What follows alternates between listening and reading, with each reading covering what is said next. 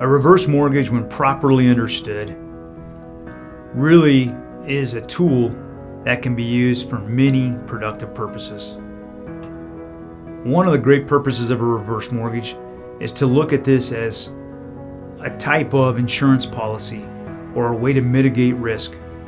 And you're mitigating risk because it can create additional funds to be made available to you at or when funds are needed most, in the event of an emergency, in the event of a big life event that takes you by surprise, in an event where you need a big chunk of money for something that totally takes you by storm.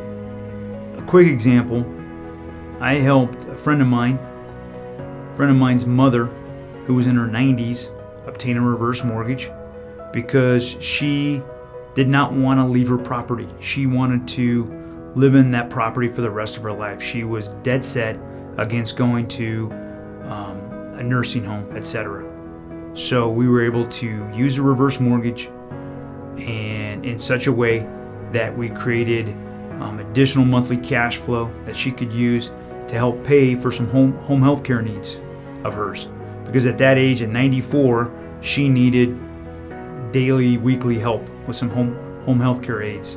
One of the great aspects of this loan allowed this woman to continue to live in her home and do what she wanted to do and not be a burden on her kids. And so the reverse mortgage allowed her to live in that home for the rest of her life, to use a portion of her equity in a meaningful way that allowed her to exit life and exit that property on her terms. That's just one of 1,000 different reasons to do a reverse mortgage.